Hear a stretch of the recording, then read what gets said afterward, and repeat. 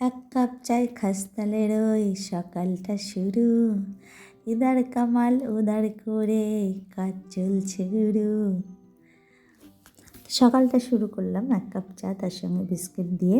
তিনজনের জন্য নিয়ে নিয়েছি, বাট মেয়ে খাবে না। এটা হচ্ছে কারা টাইপের একটা চা। মেয়ের জন্য করলাম এই কারণে, মেয়ের আজকে একটুখানি একটা রেকর্ডিং আছে, সেখানে যাবে। তো আমরা এখানে নিয়ে নিয়েছি আর ওর বাবাকে চাটা দিয়ে এসেছি। আমি এখনও খাইনি আর ও রেডি হচ্ছে। আর এখন মেয়েকে খাওয়ানোর জন্য তোড়জোড় চলছে, যেহেতু গরম খাবে না তাই ঠান্ডা করার জন্য। বাট মেয়ের মুখটা দেখুন কী অবস্থা। গুড মর্নিং বন্ধুরা, কেমন আছেন সবাই? সাহা সেশন ফ্যামিলির নতুন আরও একটি ব্লগে আমি আপনাদের সবাইকে স্বাগত জানাই। দেখুন কারাটা মুখে দিয়েই ওয়াক টেনে একাকার, আর এখন বেরিয়ে যাচ্ছে ওর একটা বড় কাজে। আর সবসময় পেছন থেকেই বাপির পা ছুঁয়ে প্রণাম করে। বাপি যেহেতু প্রণাম নেয় না, ওর কাজটাও করে। ওর বক্তব্য হচ্ছে পা ছুলেই হলো। যাই হোক, ও বেরিয়ে গেছে আর আমি এখন সকালে টিফিনটা করে রাখছি, চাউমিনটা করে নিলাম। আর এখানে হচ্ছে মাছ নিয়ে এসছে। কালকে আবার স্কুল থাকবে তাই বাজার আনতে পারবে না।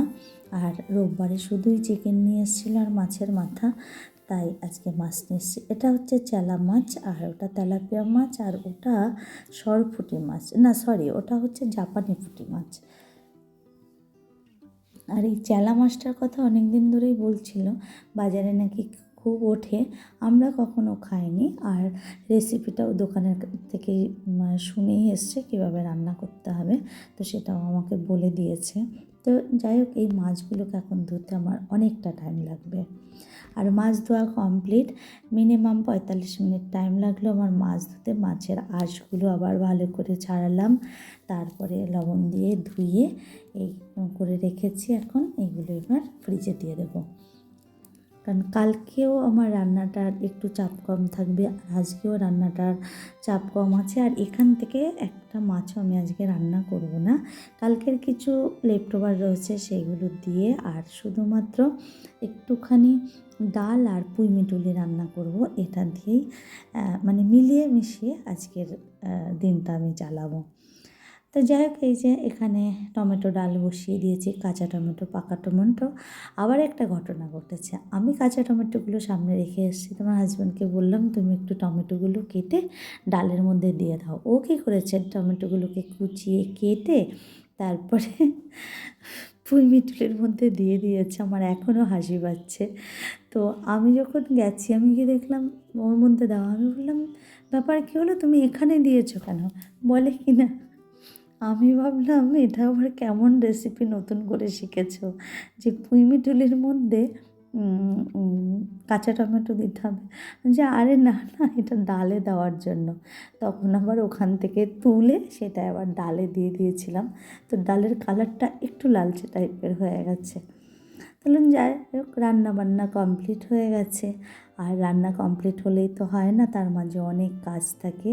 আর কিছু জিনিস যেগুলো কালকের ছিল সেগুলো আমি একটু গরম করে নিয়েছিলাম। তো রান্নার মাঝেও অনেকগুলো কাজ ছিল, সেইগুলো কমপ্লিট করে নিয়েছি। আর খাওয়ার সময় হয়ে গেছে, তো চলুন আমরা এখনকার মতো লাঞ্চটা করে নিই।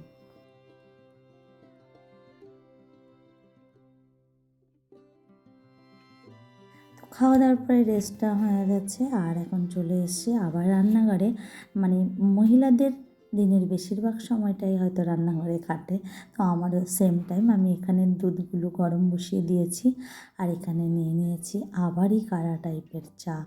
আর সঙ্গে ওর বাপি মেয়েকে দিতে গেছিলো পড়তে, সেখান থেকে আসার সময় বেগুনি নিয়ে এসছে। বেগুনি আমি ভীষণ পছন্দ করি, বাট বেগুনি যেহেতু বানাতে পারি না, তো ও আজকে বেগুনি এনেছে। কিন্তু বেগুনিটা খেতে ভালো ছিল, দেখতেও ভালো ছিল, কিন্তু গরম হলে আরও বেশি ভালো লাগতো।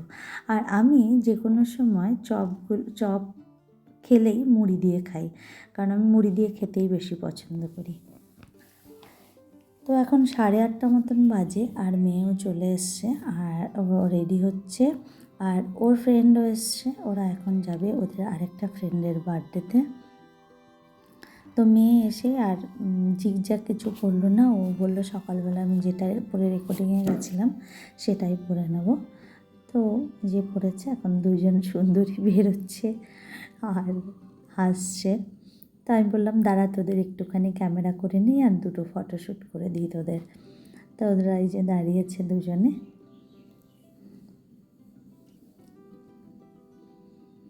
এবার ওরা বেরিয়ে যাবে, ওদের দুটো ফ্রেন্ড আবার বাইরে দাঁড়িয়ে আছে সাইকেল নিয়ে, সেই কারণে আর ওর বাপিকে বললাম তোমাকে আর আসতে হবে না। ওদেরকে ডাকলাম ঘরে, ওরা বললো আন্টি ওদেরকে তাড়াতাড়ি পাঠাও, আমাদের দেরি হয়ে যাচ্ছে। তা চলুন আমরা আজকে একটা ভালো জিনিস রান্না করি।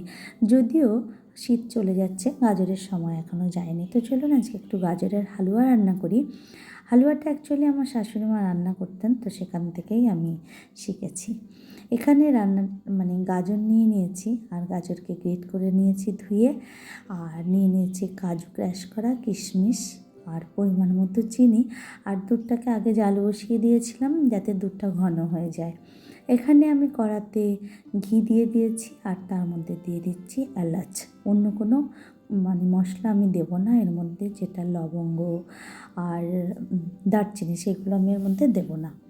তো আমি এটাকে এবার একটুখানি নেড়ে চেড়ে একটু ফ্লেভারটা বেরোনো পর্যন্ত ওয়েট করে ওর মধ্যে দিয়ে দিলাম দুটো তেজপাতা। আর এই যে এখানে দেখুন দুধটা লাল হয়ে গেছে।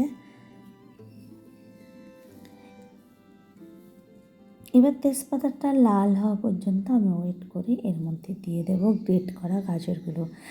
অনেকে গাজর নিংড়ে রসটা ফেলে দেন, বাট আমি ফেলি না। তার কারণ হচ্ছে গাজরের রসটা মানে ফেলে দিলে গাজরের ফ্লেভারটা আমার কাছে ভালো লাগে না, আর রসটা থাকলে আমার মানে ভালো লাগে ফ্লেভারটা, ওই কারণে আমি আর রসটা ফেলে নিই।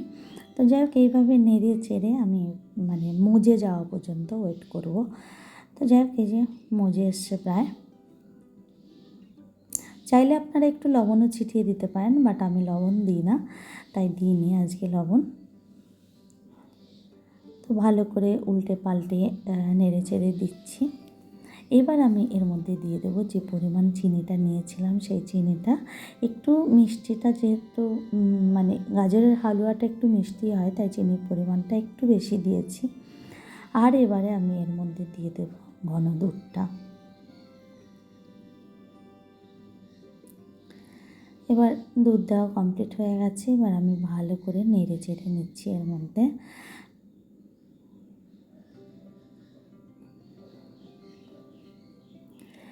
এবার দুধের স্বরগুলো যেহেতু এর সাথেই রয়েছে, তো সেইগুলো আমি একটুখানি ভালো করে মানে মিক্স করে দেওয়ার চেষ্টা করছিলাম।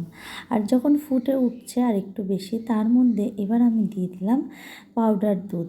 অ্যাকচুয়ালি এখানে কনডেন্স মিল্কটা দিলে বেশি ভালো হতো, মানে টেস্টটা ভালো লাগতো, কিন্তু গুঁড়ো দুধটা দিলেও ভালোই হয়। আর আমার কাছে কনডেন্সড মিল্ক ছিল না।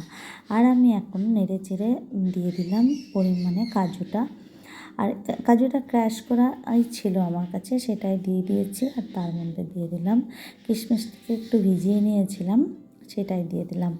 এবার আবার একটুখানি ভালো করে নেড়ে চেড়ে ওয়েট করব থিকনেসটা একটু বাড়ানোর জন্য। তো যাই হোক জল মানে দুধটাও টেনে গেছে প্রায়, আর এটা হয়ে গেল আমার গাজরের হালুয়া, এবং মেয়ের ফেভারিট গাজরের হালুয়া। কালারটা কিন্তু খুব সুন্দর এসছে।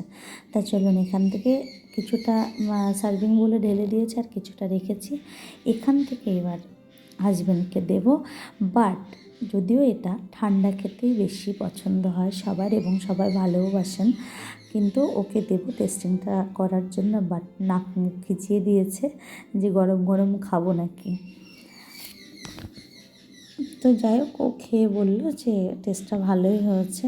তো চলুন আজকের মতো এখানে ব্লগটা রাখছি, আর অবশ্যই করে জানাবেন আমার গাজরের হালুয়াটা কেমন হয়েছে। তো আপনারা সবাই ভালো থাকবেন, সুস্থ থাকবেন, আর আমার ব্লগটা যদি একটুকু ভালো লেগে থাকে আমার চ্যানেলটিকে সাবস্ক্রাইব করে আমার পাশে থাকবেন। তো টাটা বাই।